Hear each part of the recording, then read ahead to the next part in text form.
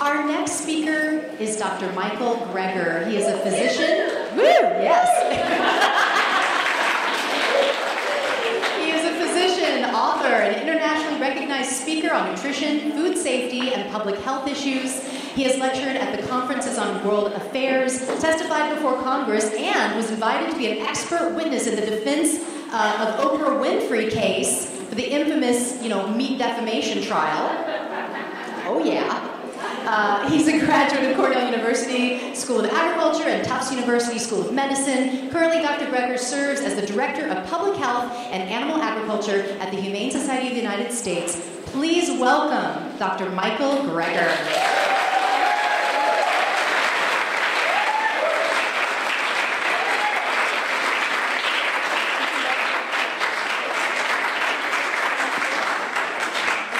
Good afternoon, everyone. For those of you unfamiliar with my work, every year I read through every issue of every English language nutrition journal in the world, so you don't have to.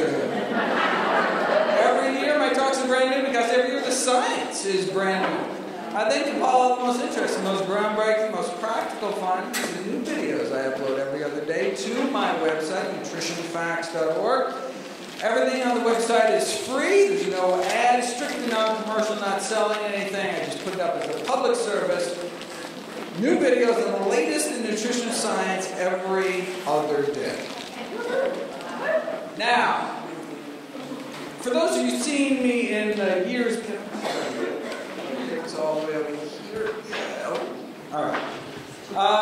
For those who've seen my presentations in years past, you've known that I've addressed some of the most pressing dietary issues of our time, like what's the healthiest variety of apple, for example, or the most nutritious nut, or the best bean, the best berry, the best bowel movement. Who's from last year? Remember that? Who's number one and number two? Well, it wasn't the New Yorkers, if you remember. The most constipated population ever studied in the nutrition literature, outputting a mere 3 ounces a day if they just eat a big apple once in a while. But I thought this year I'd lighten it up and ask, what's the best way to prevent death? Every year the CDC lists the top 15 causes of death, and I thought, well, let's just go through 1 through 15 and explore what role diet may play in preventing, arresting, and even reversing our top 15 killers. Killer number 1, heart disease. Number 1 cause of death for both men and women. The 35-year-old follow-up of the Harvard Nurses Health Study was just published. Following literally over 100,000 people, literally for decades, and is now the most kind of distinguished study on older women's health today. Because it was done on so many people over so long a period of time, in that time, thousands of participants died, but that allows us to study the risk factors for mortality. Because heart disease was the number 1 killer of these women, no surprise, cholesterol, dietary cholesterol intake was a significant risk factor for dying. Killer number 2 for these women was smoking-related cancer deaths. What's so nice about this study, the reason I bring it up, is because of what's called a competing risks analysis, which allows us to compare different risks to one another. So, for example, eating the amount of cholesterol found in a single egg every day is associated with shortening a woman's life as much as smoking 5 cigarettes a day for 15 years. 25,000 cigarettes. Right? And this was supported recently by this a study that got a lot of press from this Canadian research team, which found a similar exponential increase in the amount of plaque building up in people's carotid arteries for both egg eaters. Is about 40 years smoking a pack a day, and also for smokers as well as egg eaters. The dietary component associated with living the longest life was fiber consumption. Eating just a single bowl of oatmeal's worth of fiber a day appears to extend a woman's life as much as jogging 4 hours a week. There's no reason you can't do both. it's important to take a step back and say, well, wait a second. The single dietary component most associated with living the shortest life, cholesterol, only found one place, animal products. And the one dietary component associated with living the longest life, fiber, only found in one place, whole plant foods. The one food most associated with longevity was actually nut consumption. 2 handfuls of nuts a week, also associated with that same 4 hours of weekly jogging benefit. You say, fine. Heart disease, #1 cause of death, but what if my cholesterol is normal? Right? I hear that a lot from first-time patients. My cholesterol is normal. Well, I kind of have to break it to them that, look, having a normal cholesterol in a society where it's normal to drop dead of a heart attack, not necessarily a good thing. Remember, #1 killer of both men and women. This huge study recently looked at heart attack victims, people that had a heart attack, and found that almost 3/4 of them fell within the recommended targets for that LDL, or bad cholesterol, demonstrating the current guidelines may just not be low enough. In fact, close to half had cholesterol levels classified as optimal. Though I'm not sure their grieving spouses and orphan children will take much comfort in that fact. What's considered optimal is still too high.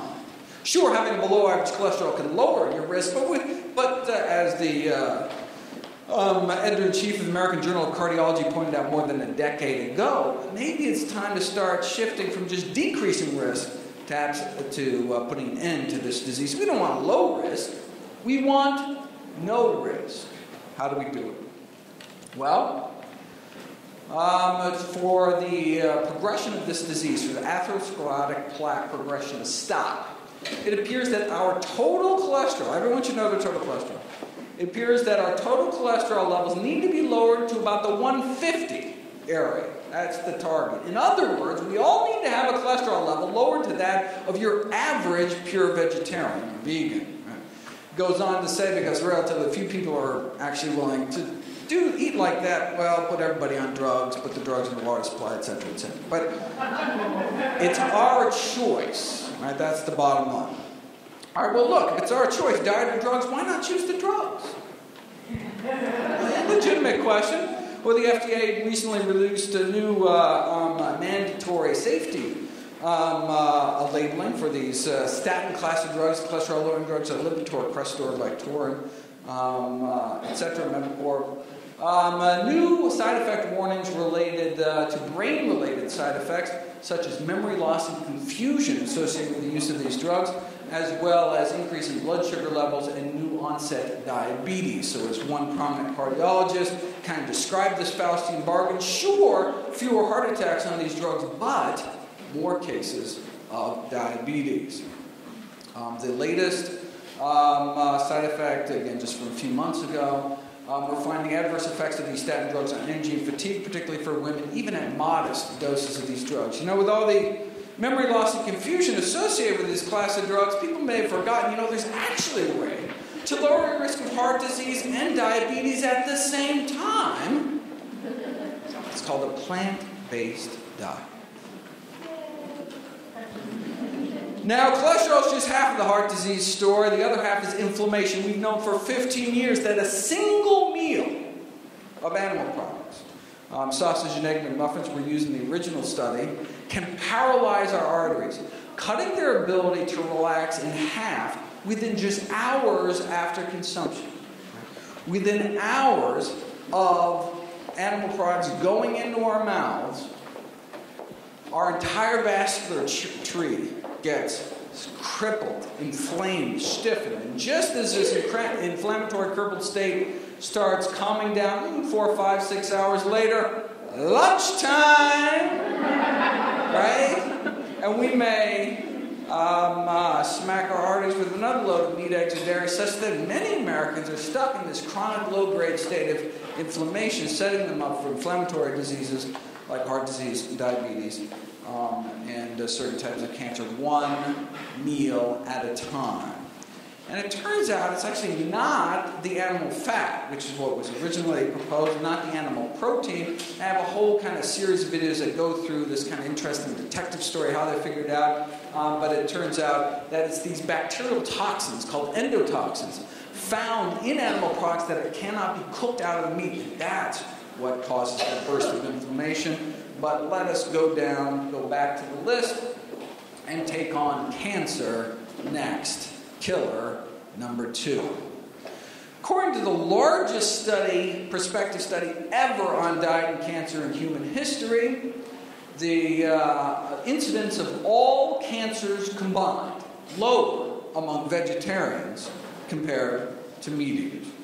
Particularly, one of the most striking findings, particularly for the fastest growing cancers like lymphomas and leukemias, and the worst animal product was actually poultry consumption.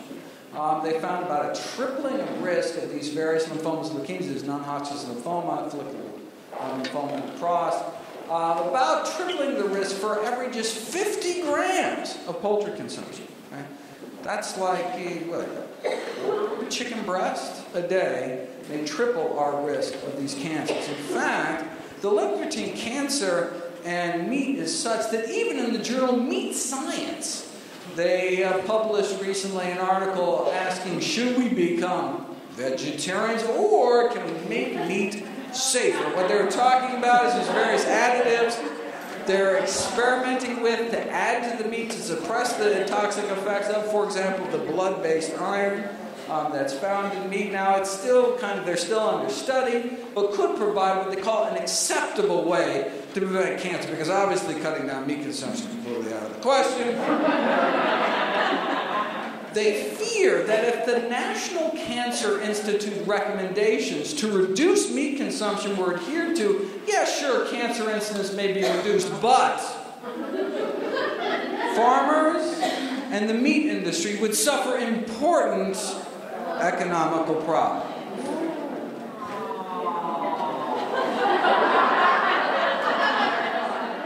Now, for those of us more concerned about the suffering caused by the meat industry rather than the suffering of the meat industry, what happens when you put cancer on a vegan diet? The Pritikin Research Group published this elegant series of experiments I just want to spend a few moments on. Simple experiments. You take different people, you put them on different diets, and you draw their blood, and then you just drip their blood on human cancer cells growing in a petri dish, and you just see whose blood is better at suppressing cancer growth. They're among the research team that worked with Dr. Dean Ornish to do this landmark study that found that the blood of those eating vegan was dramatically less hospitable to cancer. Now, even the blood of those eating the standard American diet fights cancer a little bit. If it didn't, most of us would be dead right now. It's just that the blood of those eating vegan fights about 8 times better. Your average American, the blood of your average American can suppress cancer growth by about 9%, but you put people on a plant-based diet for a year, and you get nearly 8 times the stopping power when it comes to cancer cell growth. Now, this was for men looking at prostate cancer. For women, the number one cancer killer of young women is breast cancer. So they wanted to repeat this study using women and breast cancer. They didn't want to wait a whole year to get the results. Women are dying now. So they said, let's see what a plant-based diet can do after just 2 weeks against 3 different types of human breast cancer. These are 3 different lines of human breast cancer: estrogen receptor positive and negative. Here's the before, cancer cell growth rates powering away at 100%, and this is after 12 days of eating healthy. Here's a before picture. So this is, if you can see this, this is a layer of human breast cancer layered down in a petri dish. And then the blood of those eating the standard American diet, women eating the standard American diet, is dripped on. As you can see, even women eating crappy diets can break down some cancer. But then you take those exact same women, they act as their own control. You take those exact same women and you put those women for just 2 weeks on a plant-based diet, and then their blood can do this. Their body's just cleaned up. Suppressing cancer growth is nice. Getting rid of them is even better. This is what's called tunnel imaging, which measures DNA fragmentation or cell death, where cells, when they die, they release light using this kind of microscopy. And as you can see, again, The blood of your average woman can kill off a few cancer cells, but put those women on a plant-based diet for 2 weeks, and they're killing cancer cells left and right. It's like they're an entirely different person inside. This is what's measuring. Oh, let me go back a second. So that was measuring apoptosis, programmed cell death. Their bodies were able to reprogram the cancer cells to essentially kind of force them into early retirement, which really raises the question: what kind of blood do we want in our body? What kind of immune system? Do we want, blood just kind of rolls over when new cancer cells pop up? Or do we want blood circulating to every nook and cranny in our body with the power to slow down and stop it? 13 leading causes of death to go. The top 3 killers used to be heart disease, cancer, stroke. Oh, that's so 2012. Now it's heart disease, cancer, and COPD, chronic obstructive pulmonary disease. These are diseases like emphysema. Thankfully, they can be prevented in large part with a plant-based diet. They can even be treated with plants. This is really exciting as a clinician. We used to think if you get emphysema, you get worse, then you die. For the first time, they were actually able to do an intervention where the lung function actually got better. That's not supposed to happen. What was this magical intervention? Adding some fruits and vegetables to their diet. Whether it's an anti-inflammatory effect, antioxidant effect, we're not sure. But of course, the tobacco industry viewed these landmark findings a little differently. If adding plants to people's diets can help prevent COPD, wouldn't it be easier to just add them to cigarettes? The addition of acai berries to cigarettes evidently has a protective effect against emphysema in smoking mice.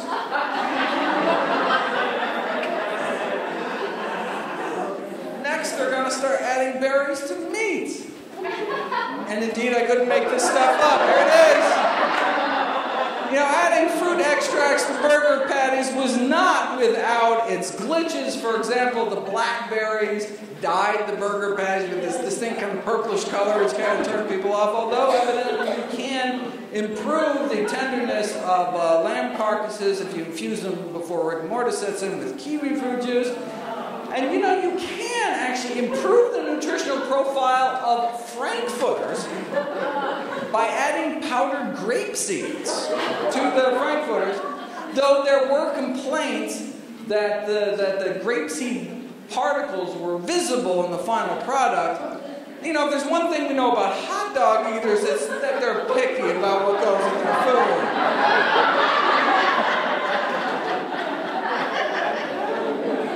Pig anus, okay, but grapeseeds,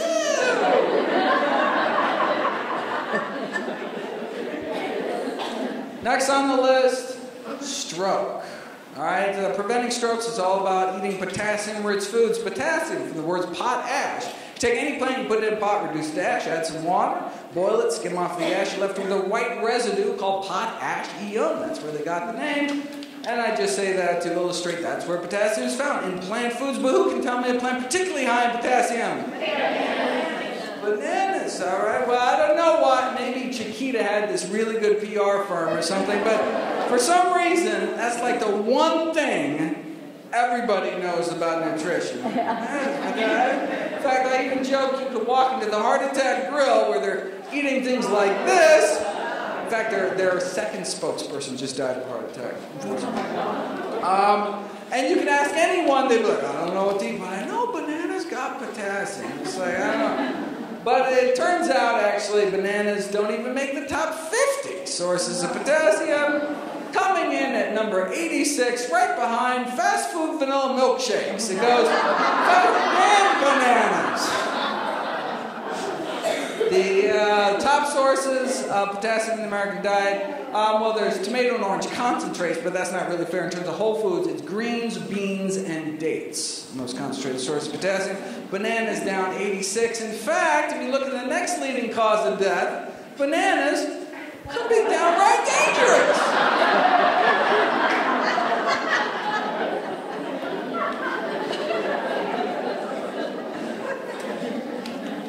Alzheimer's disease is next.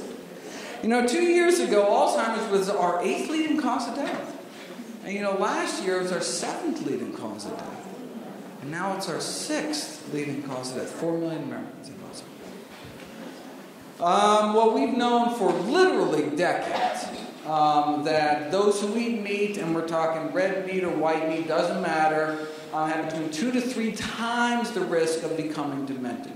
And the longer you go without meat, the lower your risk falls.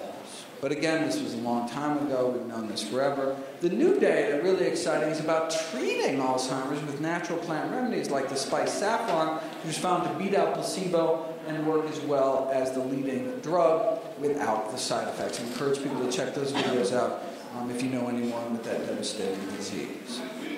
Next on the list is diabetes. Thankfully, diabetes can be prevented with a plant-based diet, can be reversed, can be cured in many cases with a plant-based diet. So if you look at the largest study ever to look at diabetes rates among various groups compared to those who are not vegetarian, those that just eat fish may or may not have a little lower risk, but those that cut out all meat have lower risk, and those that cut out meat, eggs, and dairy, the lowest risk. And importantly, this is after weight is controlled for. You say, sure, of course vegans have less diabetes. They're on average so slim, but no. This is even at the exact same weight, vegans have just a fraction of the diabetes risk. That does raise the question, well, why are vegans on average so slim? In fact, there's about a 36-pound weight difference between your average meat eater and your average vegan. In fact, even the average vegetarian in this country is overweight. Vegans are the only dietary group that fit within, they used to call it ideal weight, now they used to call it normal weight, now they call it ideal weight, because it is no longer normal. But why? I mean, so researchers have been so desperate to kind of figure out their secret. Now, it's true that vegetarians do tend to eat fewer calories on average, but not that many fewer, not to make a 36-pound difference on average. And so, over the years, I've talked about some of the theories that have cropped up. Maybe those eating plant-strong diets, maybe it's because they have greater gene expression of this fat-shoveling enzyme in our power plants, a little mitochondria in our cells called carnitine palmitoyl transferase. Maybe it's because we have different populations of gut bacteria, which handle calories different.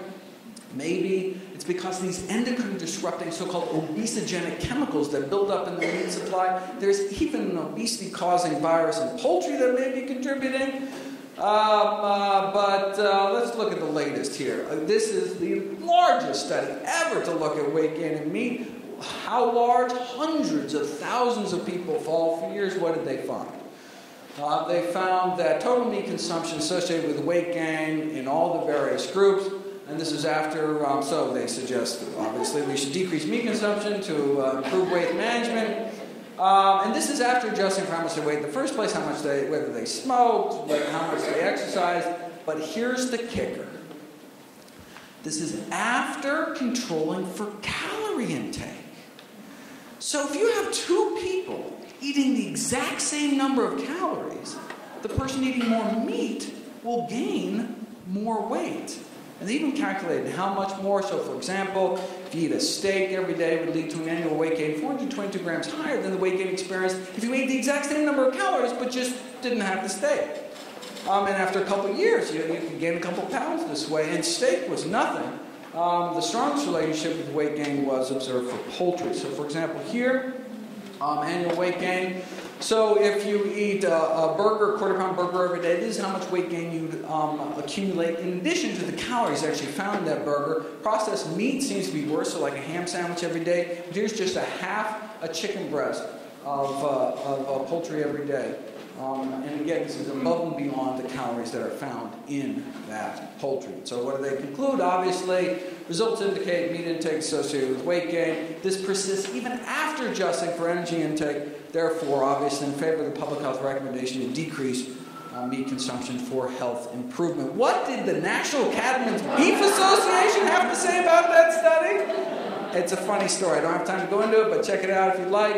And for those interested in what you can do in the workplace, as a workplace intervention, Dr. Neil Barnard of the Physicians Committee for Responsible Medicine went into Geico corporate headquarters and actually instituted this vegan program, in which they got some remarkable results. And I will just point you to there. What about kidney failure?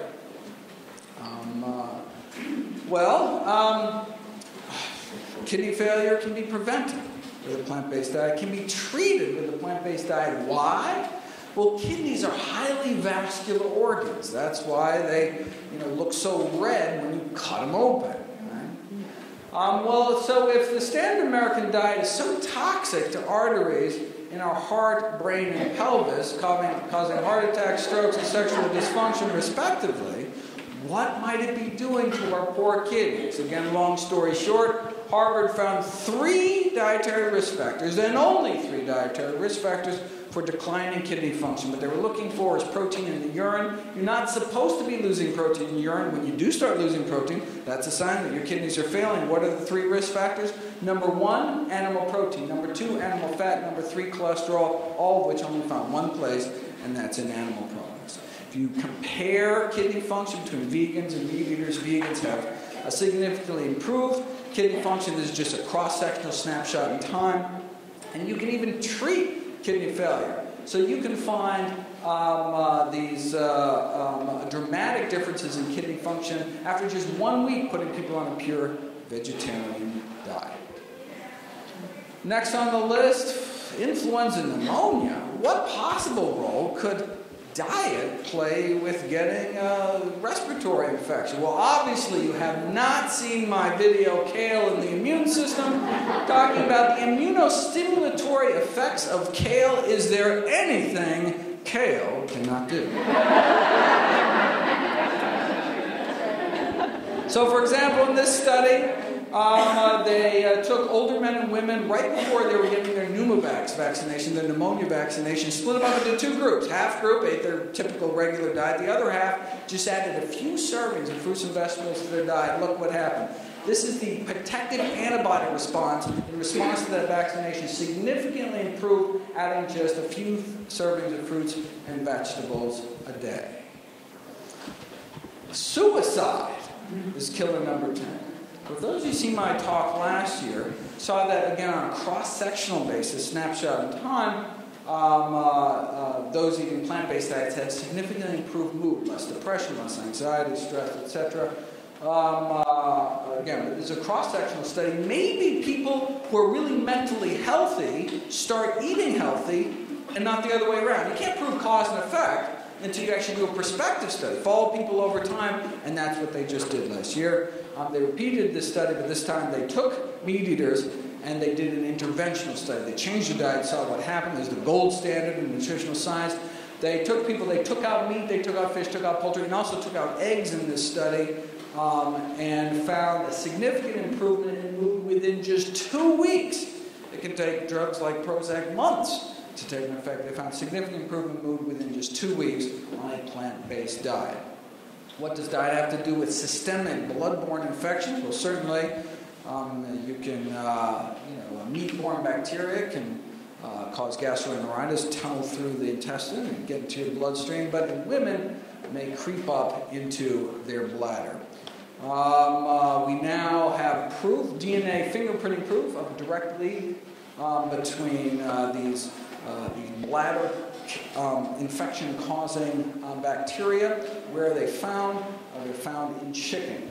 So women eating chicken colonize their digestive tract, colonize the rectal flora with these antibiotic-resistant UTI-causing bacteria, which then creep up into their bladder, cause literally millions of infections every year.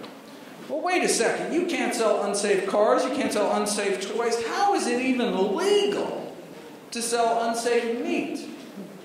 And literally, it is legal to sell salmonella-contaminated chicken in the grocery store. Why is that possible? Well, they do it by blaming the consumer. So this is a USDA poultry microbiologist who said, look, raw meats are not idiot-proof. They can be mishandled when they are. It's like handling a hand grenade. You pull the pin, look, someone's going to get hurt. Now, while some may question the wisdom of selling hand grenades in supermarkets, our poultry microbiologist disagrees. I think the consumer has the most responsibility, but just refuses to accept it. Like a car company saying, yeah, we installed faulty brakes, but it's your fault for not putting your kid in a seatbelt. the head of the CDC's Foodborne Illness Division, responded famously to this kind of blame the victim attitude coming from the meat industry. She asked a question: is it reasonable that if a consumer undercooks a hamburger, their 3-year-old dies? Is that reasonable? Not to worry, the meat industry's on it. They just got FDA approval for a bacteria-eating virus to spray on the meat to kill it. These are called bacteriophages. They attack the foodborne bacteria like Salmonella, E. coli. Now, there certainly have been concerns expressed that these so-called bacteriophages may spread kind of trade toxin genes between bacteria, and certainly there's a concern about, especially considering the difficulties of preventing large numbers of these bacteria-eating viruses from escaping into the environment from the slaughterhouses. And it may allow the meat industry to become even more complacent, right? It's kind of like the same argument with irradiation, right?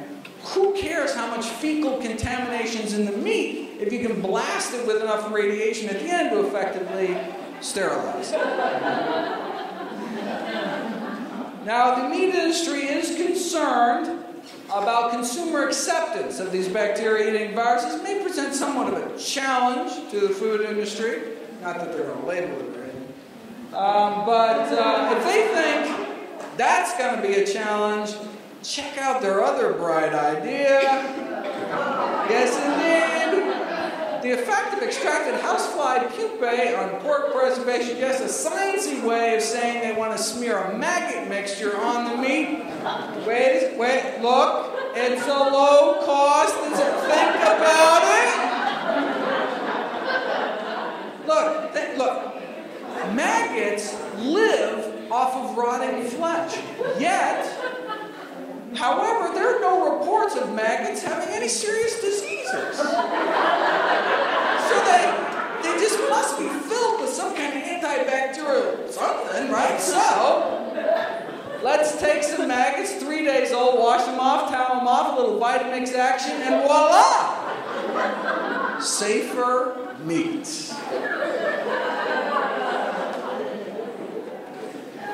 We talked about kidney failure. What about liver failure? We've known for decades that you can actually treat liver failure with a vegetable protein diet, and this dramatically reduces the toxins that would otherwise build up in your system eating meat without a fully functional liver. Imagine eating meat without having a fully functional liver to detoxify your blood. Although I do have to admit, there are some people eating plant-based diets with worsening liver function. They're called alcoholics. Living off of corn and potatoes and grapes, strictly plant-based diets, but still not doing so good. It's not clear.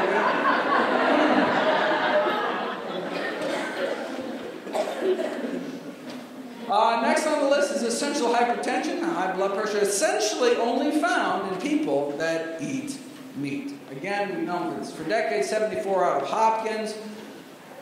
Consumption of food of animal origin highly significantly associated with blood pressure, even after, again, weight effects are removed. Let's fast forward 36 years. This is the latest. So, for example, compared to those that eat meat, if you eat meat more on kind of a weekly basis than on a daily basis, you just drop your risk of high blood pressure down 23%. If you cut out all meat instead of fish, you're down 38%. Cut out all meat period, you just cut your risk more in half, down 55%. But it appears you really need to move towards plant-based eating exclusively to fully exploit the benefits of a plant-based diet. Same thing with diabetes. Look at this. This stepwise drop in risk the more and more plant-based one's diet gets. And again, we saw this before with obesity. Anything under 25, anything over 25 is overweight. And again, vegans are the only ones that were on average not overweight. But look at this. Diabetes, hypertension, these are leading killers. How many more decades is it going to take for doctors to use the tools that we have been proven to work? Now, how long does it take to bring one's blood pressure down on a plant-based diet? 12 days. This is McDougall, put 500 meat eaters on a plant-based diet, and in less than 2 weeks, had a 6% drop in blood pressure, and that's for the people that came in with normal blood pressure, got about twice that benefit for people that came in with high blood pressure. Next on the list, Parkinson's disease, our 14th leading killer. Does a vegan diet reduce risk of Parkinson's? Well, every single study on milk or dairy product consumption found increased risk of Parkinson's disease for consumers. You said, why? Well, one possibility is that dairy products in the United States, we know they're contaminated with neurotoxic chemicals. We have substantial evidence suggesting that exposure to pesticides, for example, increases Parkinson's risk. We have autopsy studies finding higher levels of these pesticides and pollutants in the brains of Parkinson's disease patients. Some of these compounds are present at low levels in dairy products in the United States. And they're talking about chemicals like tetrahydroisoquinoline, which is a Parkinsonism-related compound found particularly in cheese, actually. But even the levels in cheese are not very high. The concern, though, is that these neurotoxins may accumulate in the brain over long periods of consumption. And for those of you subscribers to the website, I recently put a video up on treating Parkinson's with a plant-based diet as well. And number 15, this is aspiration pneumonia. This is just caused by difficulty swallowing, caused by a stroke, Parkinson's, or Alzheimer's, all of which we've already covered. All right, so here's our list. The top 15 killers in the United States. And a plant-based diet can help prevent nearly all of them. Can help treat more than half of them. It can even reverse the progression of disease in some of them. Anyone want to solve the healthcare crisis? I have a suggestion. Now look, there are drugs that you can use against some of these diseases. You can take cholesterol-lowering medications to lower your cholesterol. You can take a few different types of sugar pills or insulin for your diabetes, you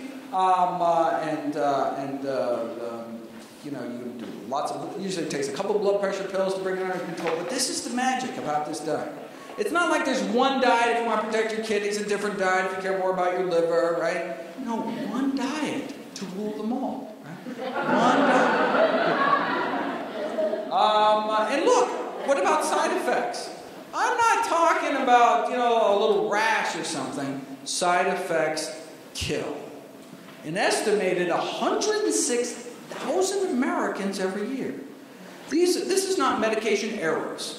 This is not medication overdose. This is not illicit drugs. This is just adverse drug reactions to prescription drugs as prescribed by doctors, lays to waste 106,000 people every year. You say, wait a second, 106,000 people? Wait a second, that means that the 6th leading cause of death in the United States is doctors. The 6th leading cause of death is me. Thankfully, I can be prevented with a plant-based diet. No, seriously. So, compared to vegetarians, meat eaters twice as likely to be on aspirin, sleeping pills, tranquilizers, antacids, painkillers, blood pressure medications, laxatives, of course, as well as insulin. Right. So these plant-based diets are great for people that don't like taking drugs, that don't like risking drug side effects, don't like paying for them.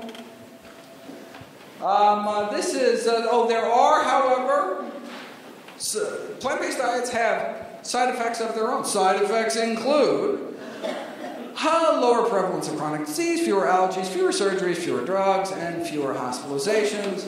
I just talked about the leading killers, but you also get fewer varicose veins and hemorrhoids, and even fewer hysterectomies among women who eat plant-based diets. Not just the top killers. So less diverticulosis, less rheumatoid arthritis, and fewer diseases overall. That's what you get eating a plant-based diet.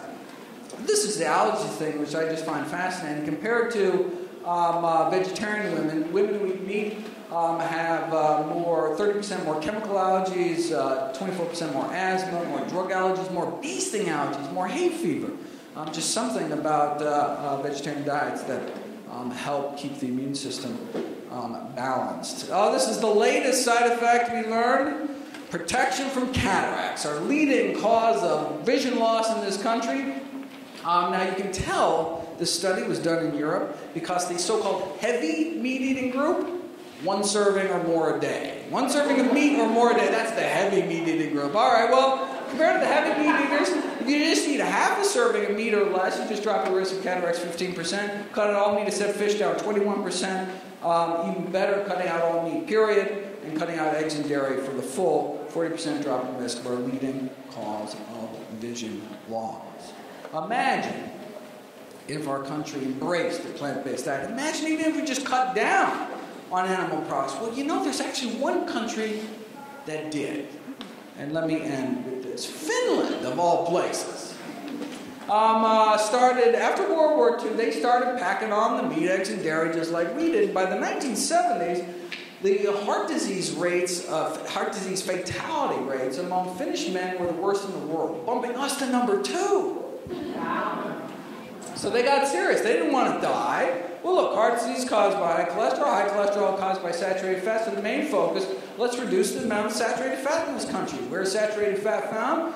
Well, basically cheese, chicken, and donuts, basically. All right, so what did they do? All right, well, a berry project was launched to help dairy farmers make a switch to dairy farming. And it did. Many farmers did switch from dairies to berries. Cholesterol-lowering competitions were instituted between villages, like whose village could get the lower cholesterol and get prizes in their art. So how did they do? Well, look, on a public health scale, right, on a national scale, even if you reduce disease rates a few percent, you could save thousands of lives. Instead, however, remarkably great changes took place. What am I talking about? I'm talking about an 80% drop in cardiac mortality across the entire country. 80% of the heart disease is gone, right? Look, Finland is no country of vegetarians. This shows the power of even just cutting down on animal products. And now, of course, and so because so much fewer heart disease mortality and cancer mortality, they got to live a whole bunch of years longer, etc. And now, of course, who's shooting for number 1 again?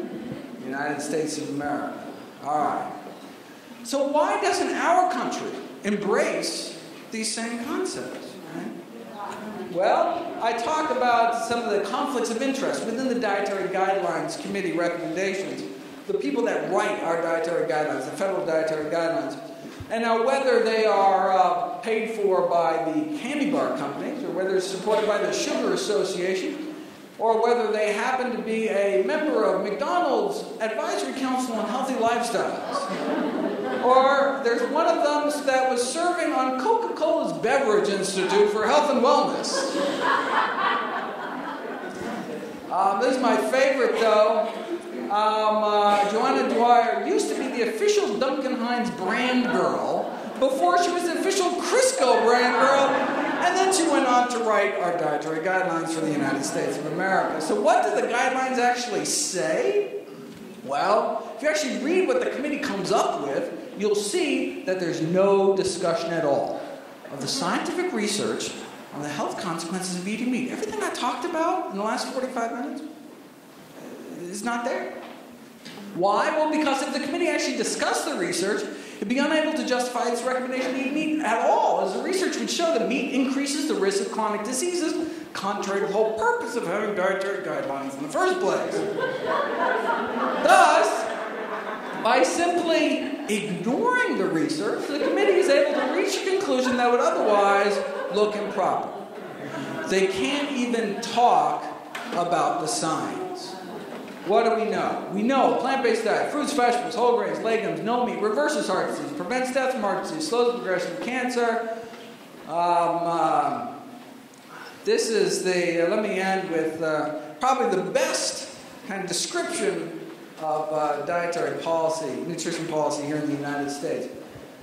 The new dietary guidelines have been released. They tell us to eat healthier, but not so healthy as to noticeably affect any corporate profit. Thank you very much.